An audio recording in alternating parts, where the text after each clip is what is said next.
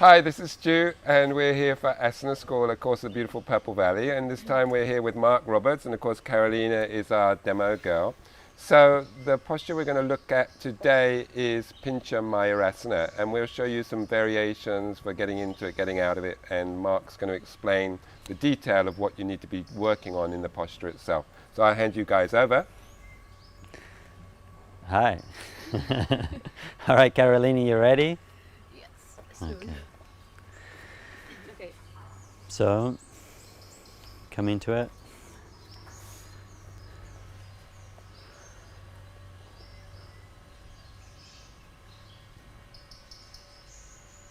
Very good. Actually, she doesn't need any help. She doesn't need me to say anything.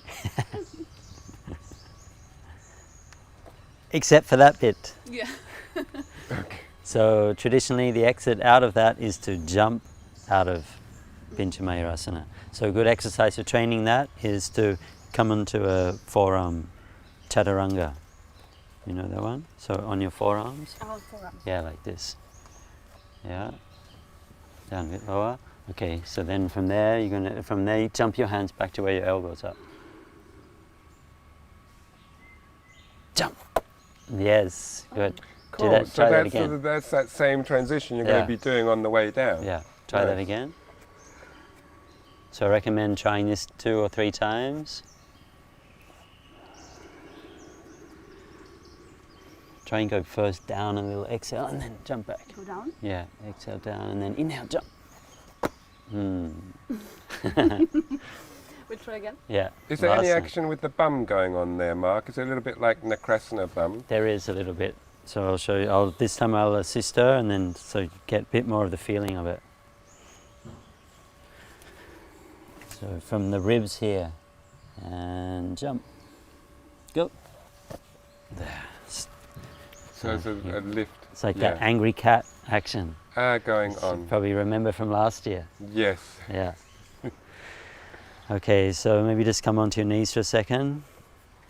And so we'll practice that going into Pincha and then jumping out of it. Okay. Yeah.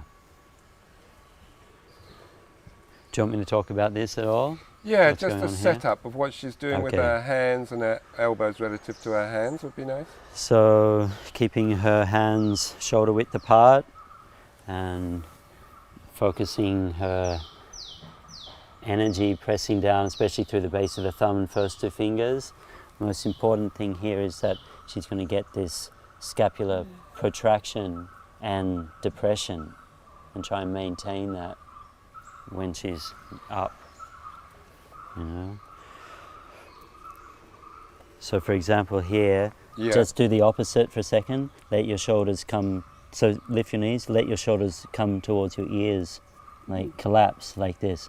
So that's what usually kind of happens. Yes. So what she needs to keep doing is getting that depression, so shoulders away from the ears and the scapula protracting. Yeah. And where's she looking? Look, just around here. Just in front, Yeah. just before the hands. Yeah.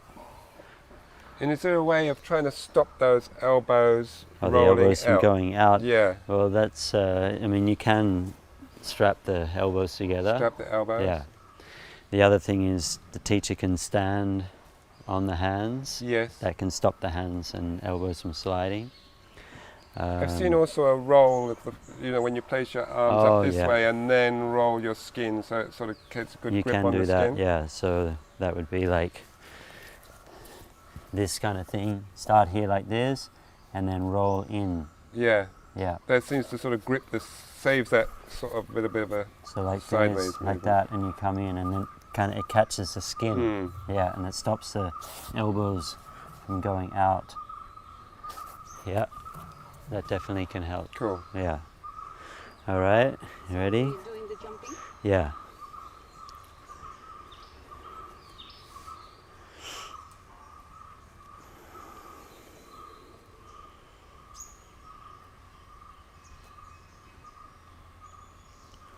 Good. Okay, ready? 1, 2, 3, and go. Yes. Cool. Very good. And can we talk? Can we put Carolina up there again? And with because she's. I mean, I know I'm looking from this angle, but she looks quite nice and straight from my angle. Yeah. But that's not very often the case, is it? It's Yeah. more like a banana. Yeah. So it'd be nice to talk about the actions that are involved with trying to straighten up out Yeah. of that. Okay. Yeah. So maybe can you do a bit dodgy one, Carolina? I'm not sure. Yes, exactly. You're so perfect. You couldn't possibly do it. I'm not very good at those banana. Yeah. So the banana would be doing this. Yeah. Okay. So quite often, I mean, that's very common to see. Yeah. So what are the actions they've got to be thinking about to get So themselves out of that? Here, belly in there. Yeah. Belly in. Belly in. Keep getting that lift through the shoulders there. Yeah. It's a little bit easier to think about it from the headstand. From a head to get Yeah. a good position in the headstand. So can you just come into a headstand, because then she can So you not don't have have to to work hold it so for hard. so long. Yeah.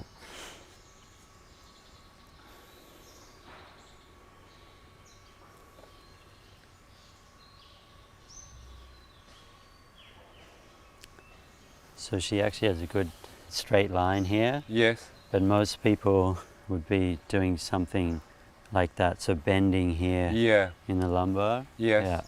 So what needs to happen is the ribs need to come in as the tailbone lifts up, but not too much so that the feet go there.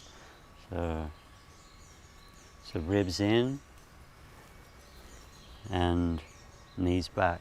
And I see Carolina as well. She's got a lovely connection between the whole of her thigh, the whole of the inside of her leg, Yeah. right down to her feet. Again, that's something that often is missing in a lot of people. Yeah, often the feet can be just like all floppy Yeah. like this. So you have to connect through the whole body. Yeah. Yeah, the legs have to be tight. And the other thing Yeah. I've seen as well is down at the shoulder end of things. Yeah, There's this happens. it's not enough openness at the shoulder Yeah. there, so that also creates the banana, doesn't it? Yeah. If they can't Yeah. strength. So what are the actions that they need to So- work at the shoulder to create that space there? For example, just let your shoulders come sort of towards your ears. Yeah. So that happens, and then from there, this. It feels terrible when you. When you can do when you it can- straight, when you do actually it go and straight. do it horribly. But this is how a lot of people do their headstand. Yeah, and even Okay. the pincher, the same thing Yeah, and happens. the pincher. doesn't So shoulders have to come away from the ears, and armpits over the elbows, it? Yes. and then the ribs in. Tailbone is going up, like that. Yeah. Cool. Yeah. Okay. Come down Good. slowly. And also, once we get the hang, we saw Carolina going into it, leading one leg at a time. But the Oh yeah, for going to pincher. yeah, then we can also hop into it, can't we? Yeah. Hop or come with control, almost with like even nicer. pressing up. Yeah. Yeah. You want to give that a go? Yeah, you spot. Yeah, I'll spot you. Let's see. Jumping, I have actually never done, I think. So these are the variations for entering into pincher. No, I think you can do it. Yeah? Yeah. Yeah, that's it. Good. So this is our press. Shall I press into it? Have similarities to the press into headstand. The There you same go. thing. There you go. You got it. Yes. Good. Yeah. So the Right. so the press into it looks very similar to the press into a headstand, straight Yeah. leg And headstand, it's similar to a press into a handstand. everything. Yeah. But it's obviously a lot more difficult. So the difficulty level is coming because of what you need.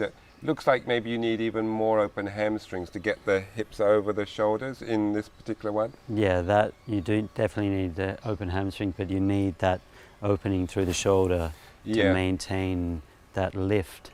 Otherwise, you end up your head ends up sinking down towards the floor. Down there. So that shoulder stabilization has to be there. Yeah. Yeah. Okay.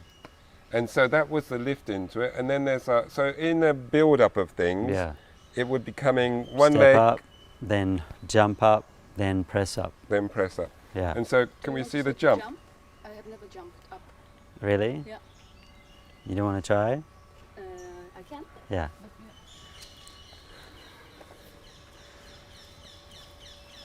So I'm just jumping. Yeah, bend your knees Shall and... I bend my knees? Yeah, bend your knees. Just and jump. Yeah. So again, is this similar to jumping into a handstand? Yeah. Similar. Very good. Cool. Yeah. And then coming out. You might have to edit some of this, Nico. So could we see from Mark, can you show us the exit out Yeah. there? And Yeah. maybe the press in as like so we can see it.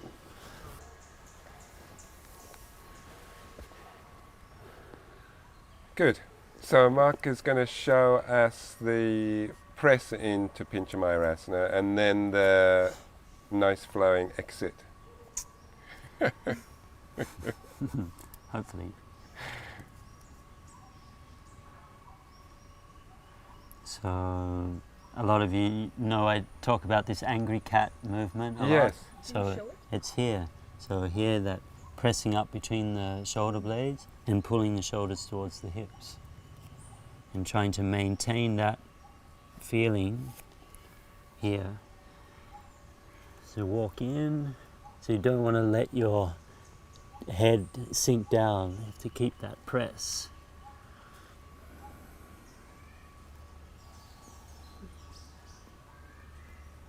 And then again, press up right here. So you don't want to be sinking down like this. You've got to be pressing up. Unless you're trying to do push-ups. Yeah, which is a great strengthening exercise, isn't it? Yeah. And then to jump out of it. Yeah. So it's very much a timing thing. Timing. Isn't it? Yeah. So just as the feet are falling, there's a moment there where the body feels weightless, and then you jump. Then you flick it. Yeah. And I noticed also when you came to do the press, Yeah. you did take your shoulders quite forwards of your elbows. Quite forward Yeah. a little bit, yeah. Yeah. Just to bring the center of gravity A little bit. a little over. bit forward. And then once they start Yeah. to come up, then you started opening that space again. Yeah. Yeah. Okay. That's great. It's the same with the next posture, Karandavasana. Yes. Yeah. So that was Pinchamayurasana, and keep your eyes open for the coming videos because we're going to show you the next postures in that sort of sequence. So what next one would be Karandavasana coming up.